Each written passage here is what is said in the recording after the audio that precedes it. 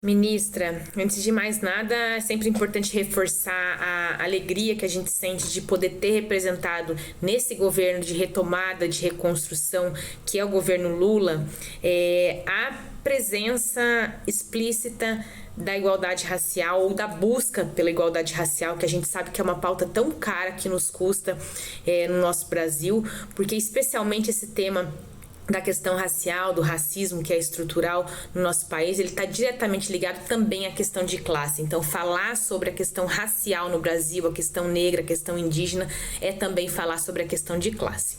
É visto que a maioria da população hoje está nas grandes cidades e por isso a gente acaba, às vezes, também invisibilizando a questão racial e a questão de raça no interior do Brasil, especialmente no campo.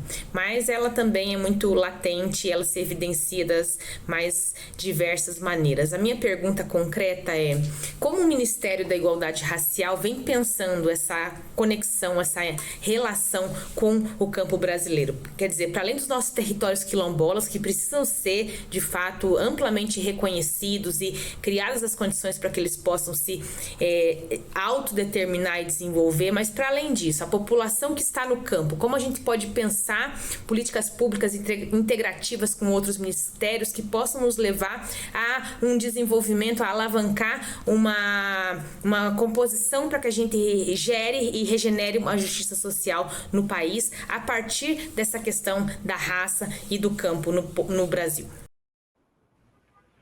A Séries é uma querida, ela inclusive esteve aqui no Ministério, acho que mais ou menos há umas 2 semanas ou 3 semanas atrás.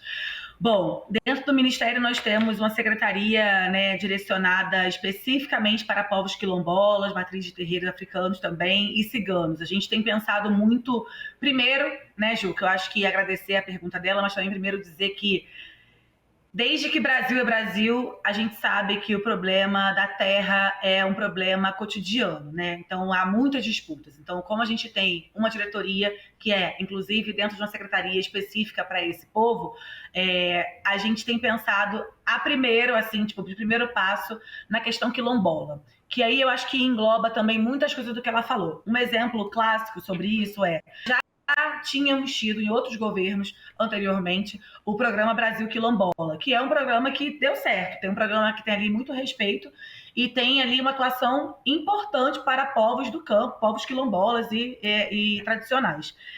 E esse ano, Juca, quando nós passamos agora, o último dia 21 de março, nós apresentamos o novo programa Aquilomba Brasil. A gente não refez totalmente, a gente não destacou, obviamente, que esse programa que deu certo anteriormente já vinha fazendo.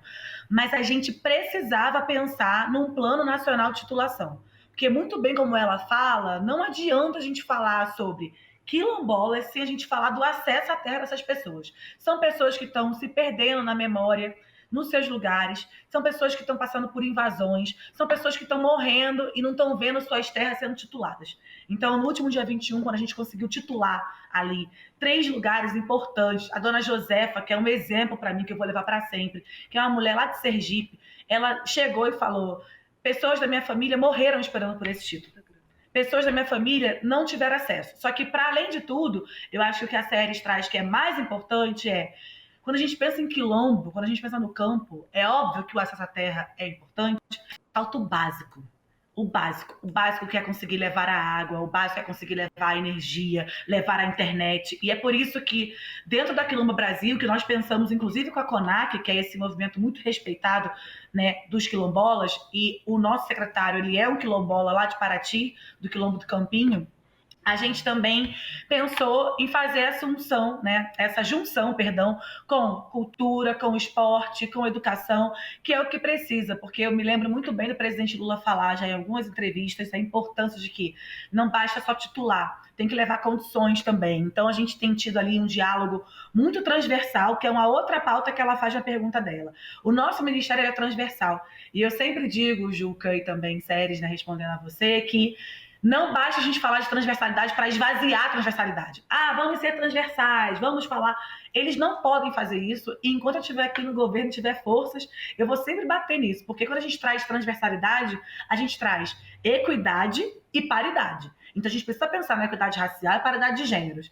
E quando a gente pensa nisso, a gente está ali junto com o Ministério do Desenvolvimento Agrário, por exemplo, com o Paulo Teixeira, criando cooperações, com o MDS do Wellington Dias também pensando. A Margarete ficou super contente quando nós chamamos para compor também essa questão, fora, né, a magnífica Marina Silva, que também tem nos ajudado muito a pensar a questão do campo e como um todo ali nos territórios quilombolas. Então, eu acho que perpassa um pouco por isso tudo. Tem que ter um plano nacional de titulação, sim.